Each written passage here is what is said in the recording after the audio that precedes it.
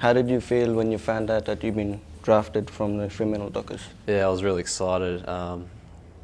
Since I was a kid, I always wanted to play AFL.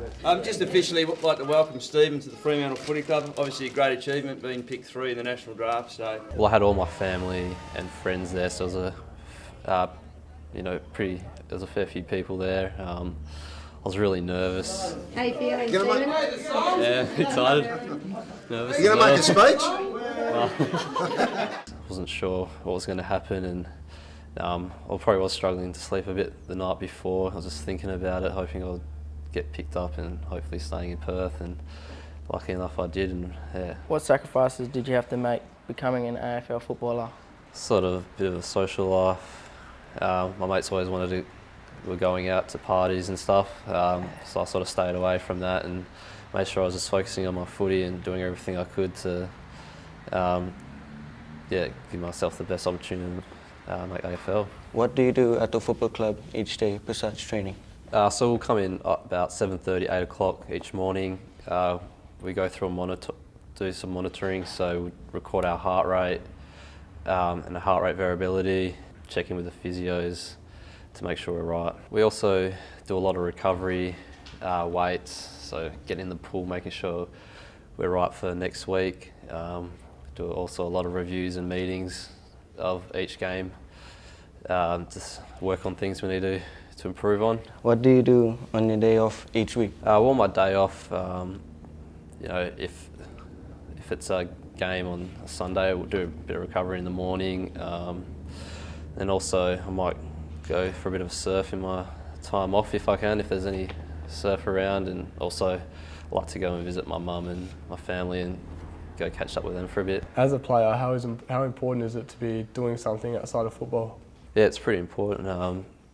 The average AFL career is only 3 to 4 years or something, so it's important that you've got something for life after footy. So yeah, most boys at our club are working on something now and doing either study or at TAFE doing something. How important is it to stay hydrated before and during and after a game? Yeah, it's very important. Our dietitian and strength and conditioning coaches are big on that. We go through quite a bit of water and Powerade. We get hydration test when we ride to the game. So I'll probably drink maybe 2.5 litres before I get to the game, and then also hydrate all throughout the game. What special foods do you need to eat each day to have enough energy to train and play? Yeah, well, I think it's important to eat the right foods, and we sort of have our dietitian to work through that. But usually 2 to 3 days out before a game, that's when I like to sort of carb up and have pastas and rice to get my energy to play out a full game. Day of game, I'll wake up and have a bowl of cereal, which is usually just right. And I'll make sure I'm hydrating throughout the day. And then I usually have a 6-inch sub before I head to the game and have that. And then, before the game we have also carb gels and other snacks there if I need that still. So that's what I usually have before a game.